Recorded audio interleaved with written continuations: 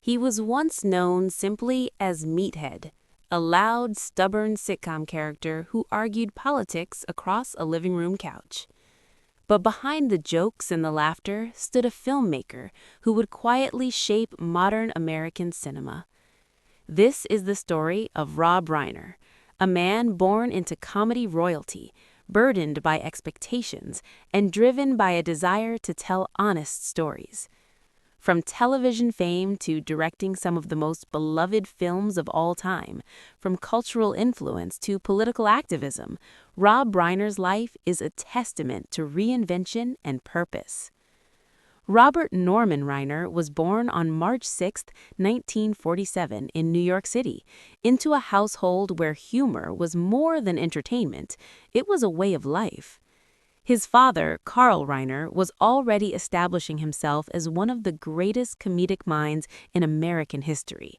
As a writer, actor, and creator of The Dick Van Dyke Show, Carl Reiner's presence loomed large, not only in Hollywood, but inside the Reiner home. Rob's mother, Estelle Laboste, was a singer and actress who brought artistic energy into the family. From an early age, Rob was surrounded by scripts, rehearsals, and conversations about comedy. Yet growing up in the shadow of a legendary father came with pressure. Everyone expected him to be naturally brilliant, effortlessly funny, and instantly successful. The reality was more complicated. Rob struggled with dyslexia, which made school challenging and often discouraging.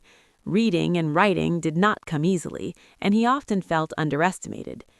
These early struggles shaped his character, instilling resilience and empathy, traits that would later define his filmmaking.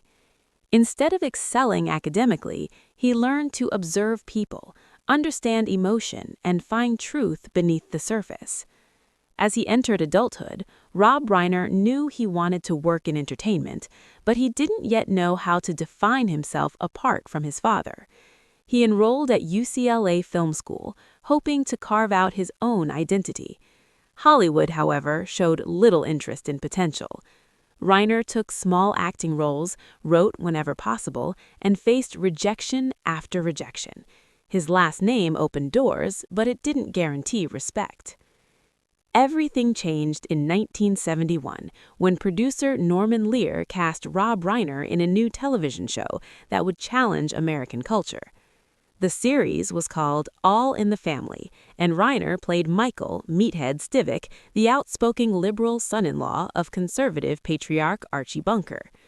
The show became a cultural phenomenon. Unlike anything television had seen before, All in the Family confronted racism, sexism, war, religion, and politics head-on. Reiner's character represented a new generation, openly clashing with Archie's outdated views. These on-screen arguments reflected real debates happening across America during the 1970s. Rob Reiner became a household name. He won 2 Emmy Awards, achieved nationwide recognition, and secured financial success. Yet, despite his fame, he felt creatively trapped. Audiences saw him as Meathead and nothing more. Reiner wanted something different. He wanted control over stories. He wanted to direct. When All in the Family ended in 1979, Reiner made a risky decision. He stepped away from acting to pursue directing. Hollywood was skeptical. Sitcom actors rarely succeeded behind the camera, and few believed Reiner could escape his television image. In 1984, he proved them wrong. His directorial debut, This Is Spinal Tap, was unlike anything audiences had seen. A mockumentary about a fictional British rock band, the film blurred the line between reality and satire. Studios didn't know how to market it. Some viewers initially thought it was a real documentary. Over time, Spinal Tap became a cult classic, influencing comedy, filmmaking, and pop culture.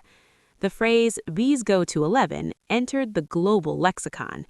More importantly, Rob Reiner established himself as a director with a unique voice.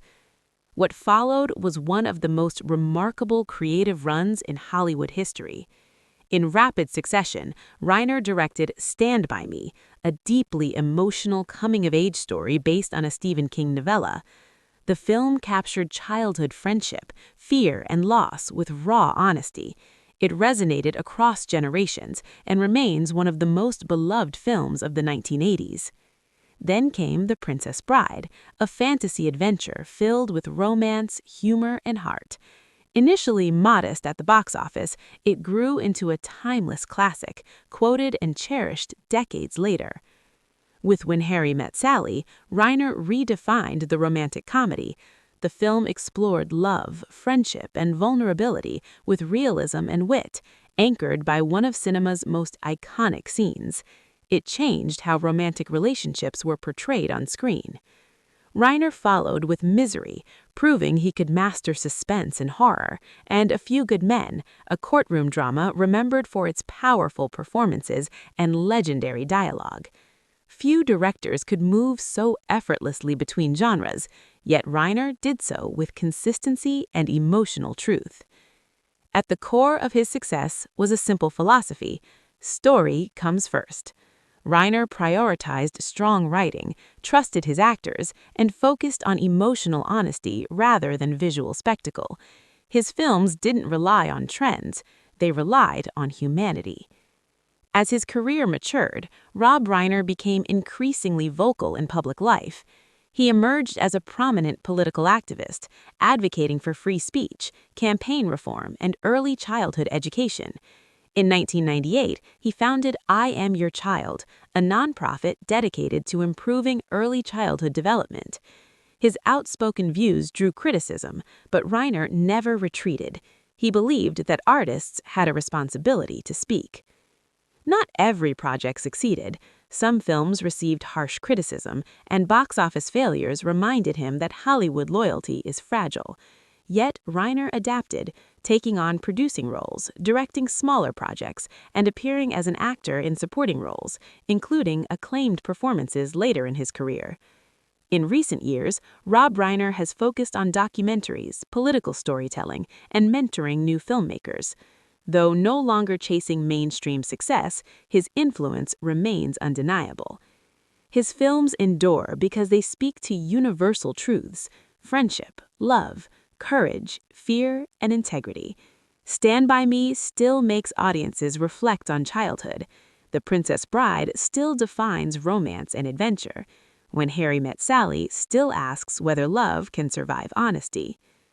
Rob Reiner's story is not about privilege or fame.